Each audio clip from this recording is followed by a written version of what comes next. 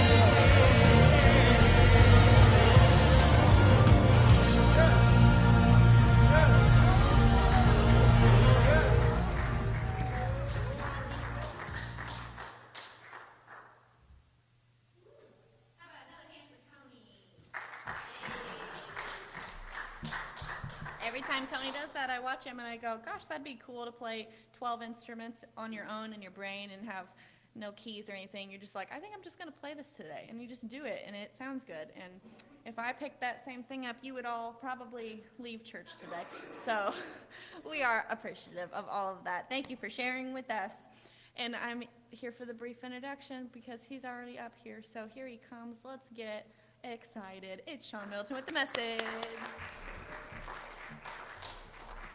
Good morning. How goes it? It is a good day. Thank you, Tony, for taking the time and, everything we do, we're doing for God's glory, God's honor. I don't know why. There are times that you ever had those moments where you just I was having a really great discussion with my nephew last night. We were just talking about life and how fast it goes and, the time's fleeting, and yet you're just aware of, here we are, we may be existing, but we're trying to do something. We're trying to make a mark, and yet time just goes so fast.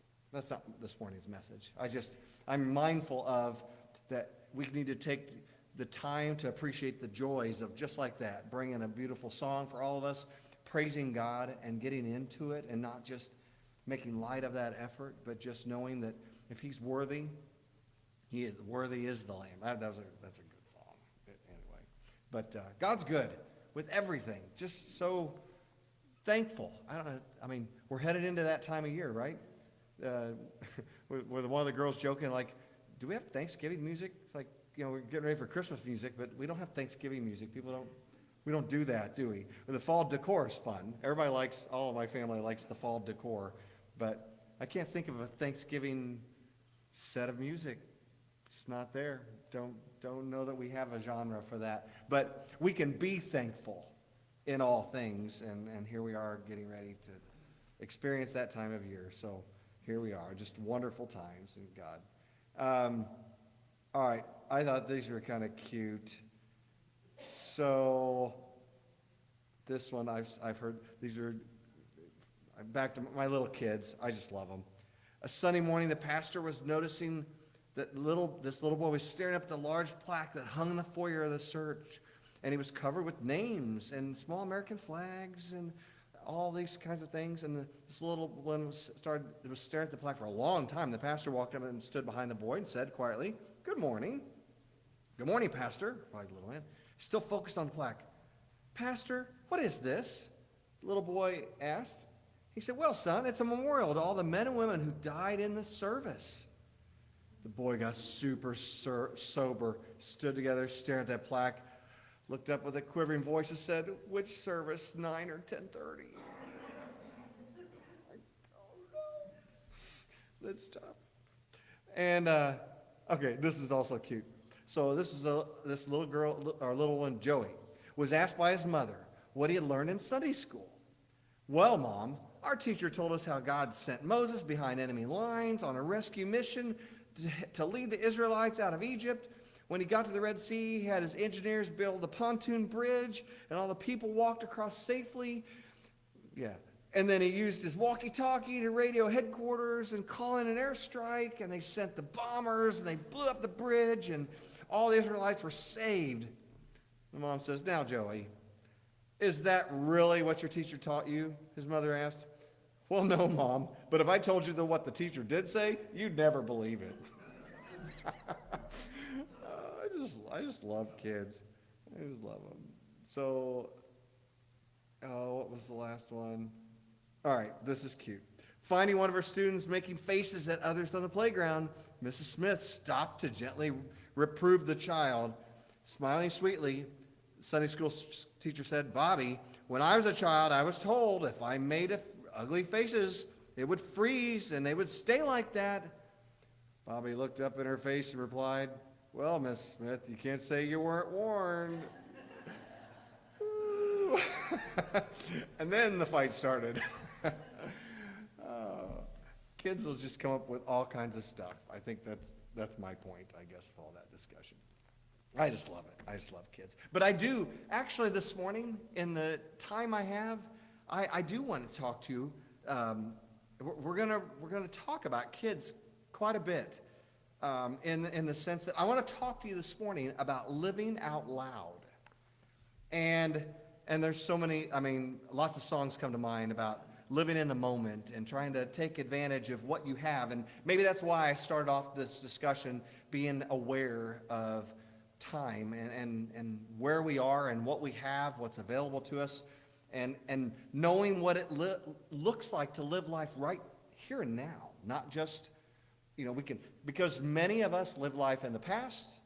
And maybe sometimes when we get a number of years under our belt, we tend to do a lot of looking back. And perhaps we do a lot of looking forward. And we're always, what about that next thing that's coming around the bend? And I'm thinking about those. And it's not that we can't enjoy what's coming or be fond of what we've been through. But there's something to be said about living right now and living out loud. What do I mean by living out loud? I love that premise that says, you were bought with a price, the Bible says. There was something special about you. And I think there's many people that struggle in this life because they don't think that much of themselves. Like, I don't matter. I've been watching so many videos, not just of Charlie Kirk after everything's going on, but there's so many others that have been inspired to go out there, and especially going on college campuses and trying to get to our young people. And I was mindful of one that they approached this young man, and actually it was heartrending for me and I know he was trying to make a point or get some, get some esteem from his colleagues by going up and confronting this person that was there. I think that particular person was against abortion. And this person was come up and kind of being belligerent and actually made the comment that he was born out of a terrible situation. And the person, at the mic was like, are you saying you wish your mother would have rather aborted you? Like, you do realize what you're saying is you wouldn't be here. And that person was like, yeah, but I had such a terrible growing up time. I had to go from orphanage and I was transferred and it was awful. And the woman's like, but you're here. Are you saying I know you're trying to argue for a movement or whatever position you're trying to say, but you're alive. Do you not believe your life counts? Do you not believe that you are unique and gifted and qualified and that you've been given life and breath today? So you've got a purpose. You've got some reason for being here. And it was disheartening that this person was trying to use it as a political point, but also trying to say, well, my life has been pretty terrible. And that, again, her point was, so you're saying if your mom had aborted you that your life would be better because you wouldn't exist? How does that make sense? Like, how do you not grasp, like, you have life and breath? Go seize the moment. I mean, the movie, so powerful about that Robin Williams, and he was such a good actor. I just hate when I consider how much he made people laugh and yet was inwardly completely in turmoil, enough to take his own life. And that Carpe Diem, seize the day, in that movie, that was, oh, Captain, my Captain, that's a good movie.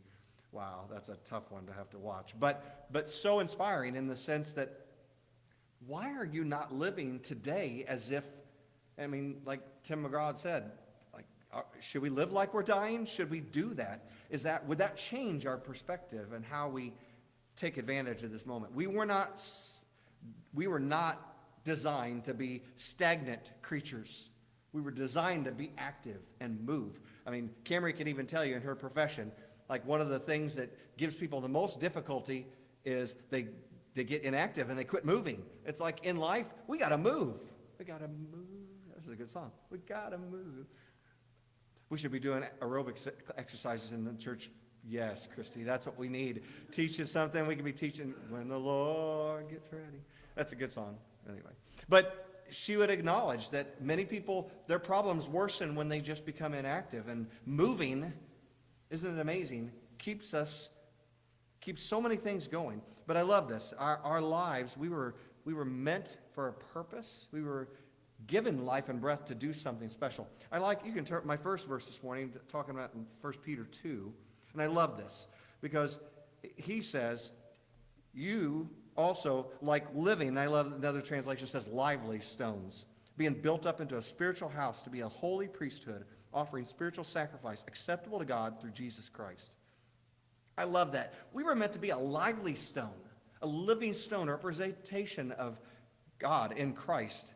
And yet, we weren't meant to be just sit back and, do nothing. And Jesus being the cornerstone put a foundation together for us to build something on and do something special. And another verse, I had 2 or 3 here in a row. But you've heard me preach on the parable of the talents in Matthew 25, starting at 14, so many times. And many people get critical of that parable to say, he took from the one and gave it to the person that had a bunch. And what's the parable of the story? Get with it. That's the end result of that story, that it says, hey, you should have known the master was coming and he expected interest. You're like, that sounds tough, Sean. That one was given 5 and he made 5 more. The one was given 2 and made 2 more. And the one was given 1 and said, I knew you were going to be a tough boss and you were going to expect something from me. So I dug a hole and here it is back. Here's your talent. We could say the monetary amount or value, but we could also refer to it as the things that I've been uniquely given and qualified with. And that person that says, here it is back, and the Bible records him, that's a Jesus parable, said, you wicked and lazy servant. Like, I was given my life for a purpose, and it was not to sit stagnant and idle and hold it, put it in a hole in the ground, and then offer it back up to the Lord like, this is the best I can do. I've told so many people over the years, like if I'm coaching or counseling, different ones I'm mentoring, and I would wholeheartedly say it to this being our church group, that I believe strongly myself, and it's one of my best pieces of advice I can give others, that you should always approach everywhere you are, your family, your job, any situation you find yourself in, that you should seek to leave that place better than you found it. What am I saying? I should not be living life just to absorb and take from everyone around us. I struggle with people that don't even, what the Bible even says, if you can't provide for your family, the Bible refers to it, gets harsh. It says it's worse than an infidel. I should want to not just take care of them monetarily, I should feel compelled to say, if there's people in my care, I've got to work hard to make sure they are taken care of.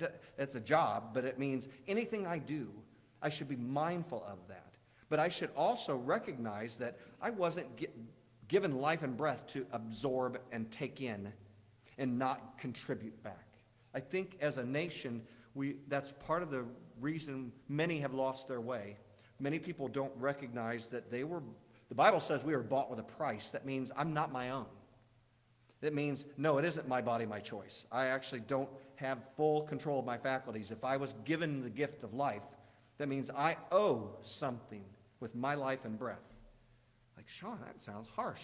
Like, yeah, but that's the point of the Bible premise of get busy and do something with what you've been given. You've been given a gift that's called life.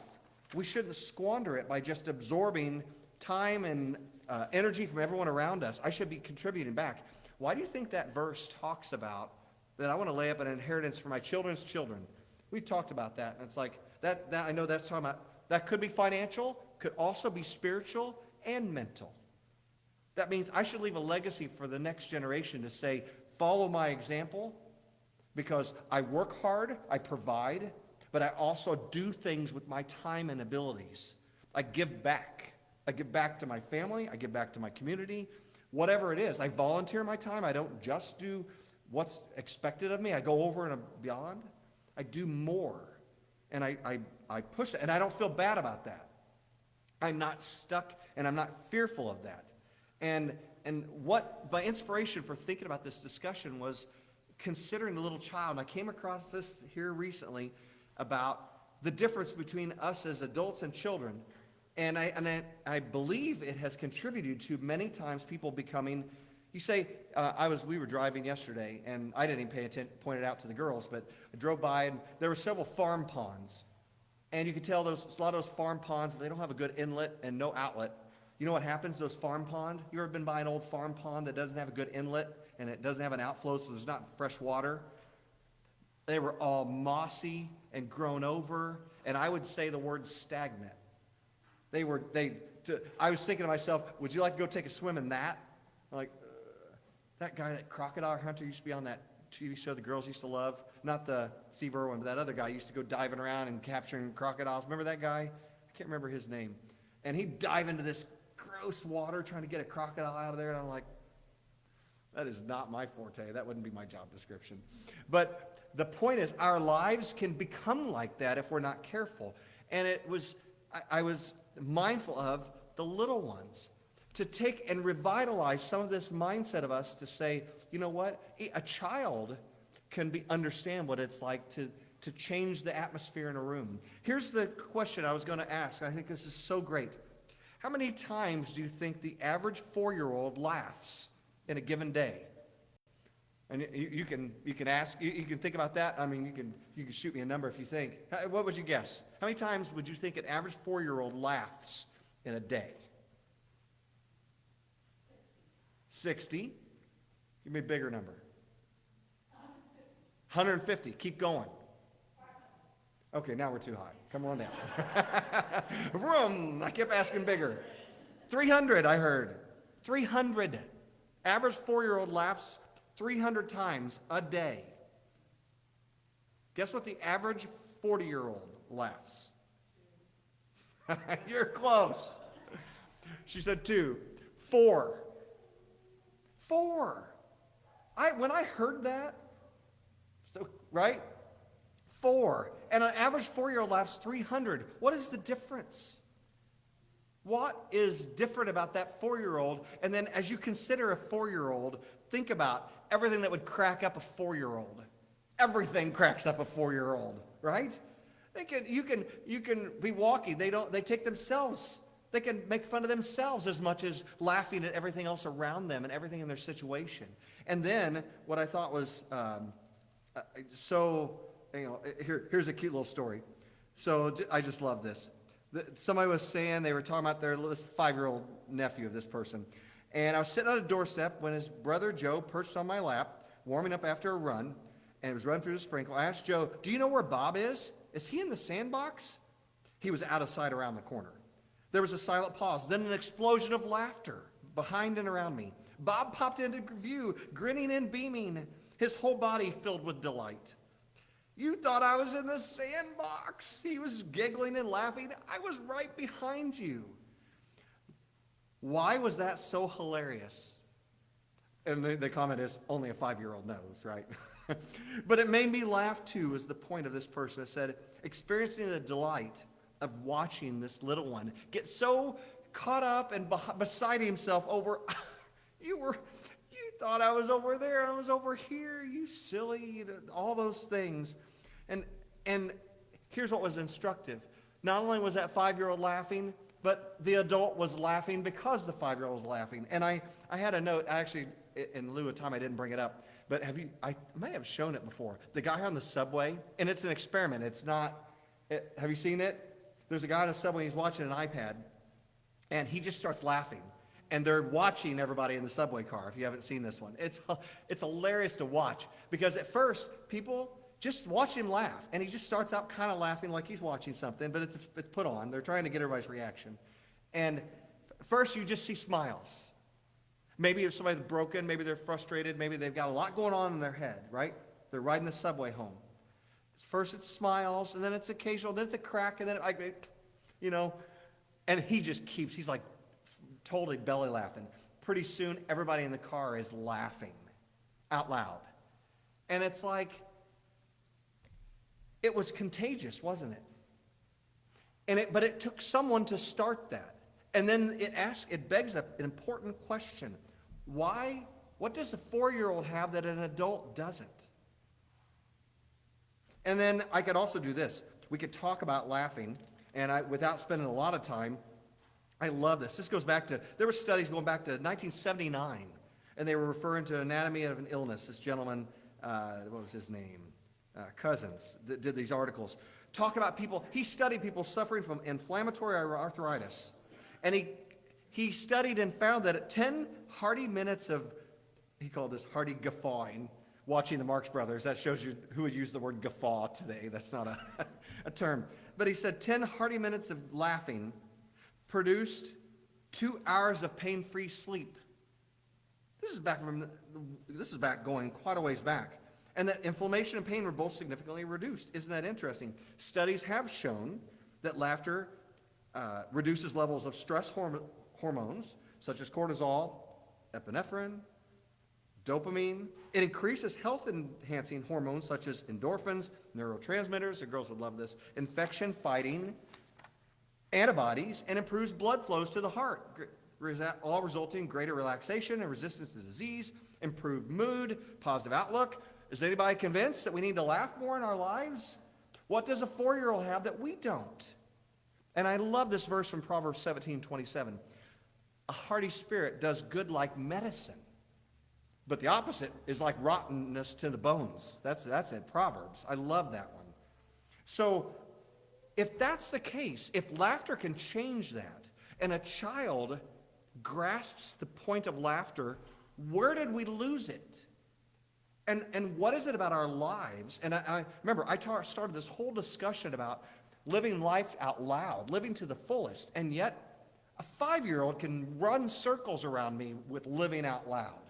Why is that? What has caused the difference? I making a comment about laughter. I love that laughter, it lights us up. It makes us feel more optimistic, engaged. We tend to be friendlier when you're laughing, right? Well-placed humor is one of my favorite qualities. I love to use humor just at the right moment when people aren't expecting it. It's a favor of mine. I'll never forget the year I was doing we were all at Christmas. It was at the Middleton family, and it was one of those jokes out of recall. I got to pull those out of there, and everybody calls them dad jokes now. They never used to be dad jokes. I wasn't a dad always, and yet they were still really funny. But I did have you heard the one? Everybody was being super serious, and we were talking about something really in depth, and we were talking about dreaming. So then I said, I dreamt I was a muffler. And everybody was like, I woke up exhausted. And then it broke the room, and everybody just laughed silly, and I still remember that, and I love that moment. And you got to have comedic timing to bring those up at the right time. But what was that? I love to do that. And I know you can bring up laughter all the time and never be serious. Okay, that doesn't work either in life. At some point, I have to bring things up and right. But it's amazing how it can change my perspective and attitude to simply make light of the difficulty by not laughing about it. Oh, the car got in a wreck. Ha ha ha. Okay, that doesn't follow. But I can make light of life challenges by allowing humor to have its work in me and allow me to quit taking life so serious when I'm trying to do something better and I'm trying to impact people around me. I want to leave life better than I found it. And I want to make people around me, I want them to have a positive outlook. And so I was making a note about, I love how the giggles set in. And whether you're in school or church, have you ever had that moment where the giggles got caught? And Holly does this really bad. And then Holly gets to where she's crying and she can't even get the tears because she's laughing so hard. But it's like, you ever got where you're just you're stuck? That's why the bloopers are so funny, the blooper reels on TV shows, because I think sometimes those actors get stuck and then you just get laughing and you can't get past that. And everybody laughs from it. It's contagious. It allows you to lighten the mood for those around you. And it allows you to be in a position where, you can do something better. Leave this place better than you found it. And perhaps take on the mindset of life's not just about me. Let's like a 5-year-old allow us to acknowledge, wait, you know what? I can lighten the mood. I can help everyone else around this room. Everybody's challenged and struggling, but I can set people at ease because I'm able to, some of the best comedians are the ones that poke fun at themselves. That Nate Bargatze, who has chosen a pathway of being like, he doesn't need to be crude or vile, and he's so funny because he's just, he refers to himself as having big doe eyes. He just looks, the fact that he can not crack up when it's hilarious and everybody's laughing makes him even funnier, right? There's been some really good comedians that are able to do that. But we've got to learn how to take ourselves in life a little less seriously and, dare I say, put fear in its place by not allowing it to have its stranglehold over us and instead finding time to laugh. Finding time to let humor have its work within us and do something special. I love this quote by this gentleman, Micah Pritchard. You don't stop laughing because you grow old. You grow old when you stop laughing. And I love even seeing somebody that's well seasoned in years just laughing and cracking up. I mean, anybody. There's something about somebody that looks like they should be serious. When they break up in laughter, it just makes it even funnier. And it allows us to break free out of many times what we're doing. I love this. Laughter is a sign of joy. And Psalm 126 talks about our mouths being filled with laughter because the Lord knows he's done great things. Job 8:21 promises that God will yet fill your mouth with laughter. And then another one, Sarah, in her old age, finding out she's going to have a baby. I love this. She declared, God has brought me laughter. If I was 100 years old and found out I was going to have a baby, would you be laughing or crying? Like Sarah was like, you know what? And I love this. Jesus also blesses those that weep, saying they will laugh. Laughter, like the proverb said, is like good medicine. I just proved it. There are scientists that have went out and proved that if I could simply allow myself times of laughter and humor, that I can put myself in a much better position. So I'm going to go back to my child reference again. I love this because if kids can do things, we were joking about what makes that 5-year-old, 4-year-old different than us. What have we lost? Or what have we allowed to creep in and steal from us in such a way that we can't just simply laugh at situations instead of getting so serious and caught up? Another one, I love this.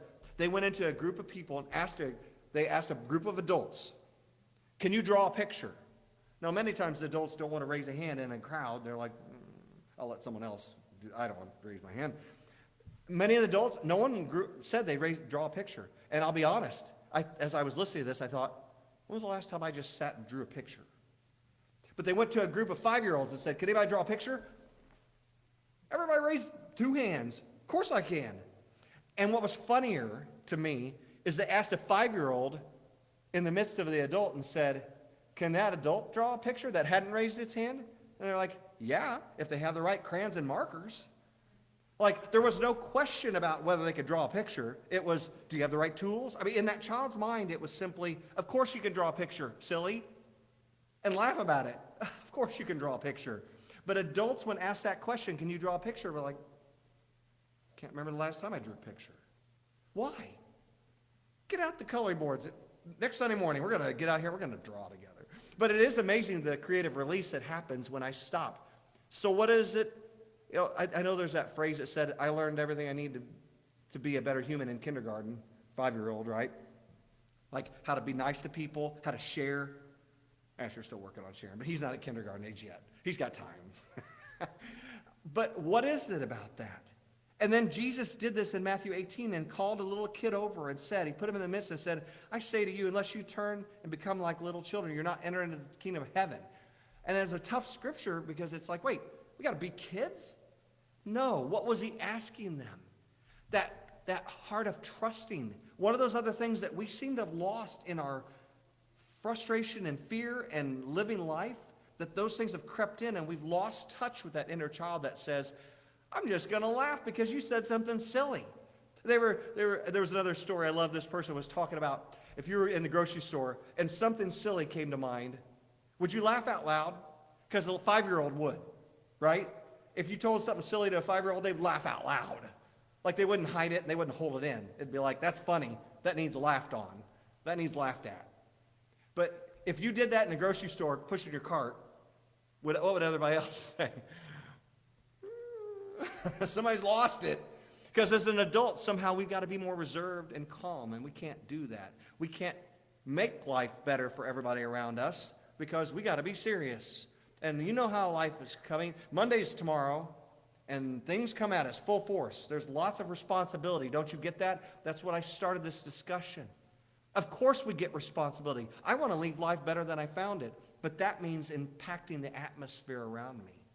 And maybe it means, like Jesus even tried to get to the heart of the matter and say, you can't even, one of the reasons you're not making it to heaven is because you haven't figured out how to accept Christ like a 5-year-old would. Like a 5-year-old that would simply say, I accept, Lord. Worthy are you, the Lamb, because he's done such good things for me. That he's taken me, that he's brought me where I am, that he's given me everything I need in my difficult time. The same thing happened with public speaking. I had the same scene that was talking about asking adults, can you public speak? And, most people don't like to public speak, right? And what's interesting to me is this is a topic that's near and dear to my heart, because I think I've told many of you before, when I was in high school, I hated the thought of public speaking. And when I got to junior college and had a speaking class, not just a section in English class where you had to give a speech topic, I dreaded that class over at Lincoln Land. I dreaded that class. And now I love speaking. What's the difference? Same speaking. What's the difference? I love this. If I could help any of you this morning, here's a great thing on public speaking. I'm not saying you got to become public speakers tomorrow, but let me give you a little bit of tidbit advice, because I heard this and I thought this was great. If you were going to get ready, if somebody called you up and you had to give a public speaking and you were scared to death because you're not accustomed to that, you're not aware, you're afraid, all those things. But at that moment, somebody signaled to you and said, your wife on the first row is about to go into labor. How would that change your boldness? Think about that for a moment. What's different? Well, at that moment, you might physically grab the mic like, I got to go, folks. You might tell them, you might be very candid, you might be up front, you might be very, there's no hiding, there's no holding back. You just, boom, the words would be there. I got to go. I've got a purpose. I've got to do something. What happened? You've been given a task and a focal point at that moment, right? So in public speaking, that's the difference. I don't approach public speaking from the nerves of, why do we fight all the nerves? It's back to my point of the 5-year-old versus the adult. I could give you a laundry list of what would make you nervous about public speaking. Well, I'm afraid somebody's going to make fun of me. I'm afraid they're going to make fun of what I say. I'm afraid they're going to look at me funny. I'm afraid all these fears enter our minds as adults. They don't enter the mind of a 5-year-old. The same 5-year-old might walk right up here and be like, hey, everybody, look at my new rock I got on the parking lot. Isn't it cool? And they laugh about whatever. Why don't they have the same, you'd be like, oh, so silly, child. Wait till they get older. They'll understand. You don't act like that. And you got to be more serious, and you'll be fearful and afraid to do this. But instead, with a purpose, that's my point of public speaking. I loved the thought of helping someone. And my focal point is, if I can get to any individual, you here or those out there, with a word that changed your life, it makes me not focus on the fears anymore. The fears are still there. I just don't dwell on them. Just like that 5-year-old, I would look at it and say, well, I'm not worried about all those things because I've got a purpose. I've got to get through something. God gave me a purpose and an ability to be here. He said these things, Philippians 4:13, I can do all things through him who gives me strength. 1 John 3, beloved, if our heart condemn us not, then we have confidence toward God. If we can put those things aside, and I love this, Hebrews 10:35, therefore we do not throw away our confidence, which has a great reward, for you have need of endurance, so that when you have done the will of God, you may receive what has been promised. 2 Timothy 1, for the Spirit of God does not make us timid, but gives us power, love, and a sound mind, self-discipline. And Joshua 1:9, I could keep going, I got a whole list of these. Joshua 1:9, be strong and courageous, do not be afraid, do not be discouraged, for the Lord your God will be with you wherever you go. You know what?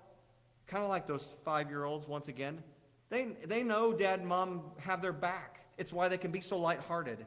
The same thing Christ was telling them, saying, we need to think of the kingdom of heaven like a little one would, without reservation, without abandon, and without the fears stopping us, because we can go forward and do all things through Christ. One more I had a note about this. It was a Super Bowl commercial, I think, from several years ago, and the title, the caption was "Run Like a Girl." And what I loved about the commercial was, if they asked an older person or an adult to run like a girl, they were actually making fun. They were like, or throw like a girl. You've heard that phrase, somebody not be able to throw very well and kind of awkward, or, kind of run awkward. But they asked a 5-year-old, little girls. Run like a girl. It makes my heart, it gives me a lump. That little girl just gave it her all. I was like, oh. And she's like, I'm a girl, run. I'm going to run like a girl. What changed?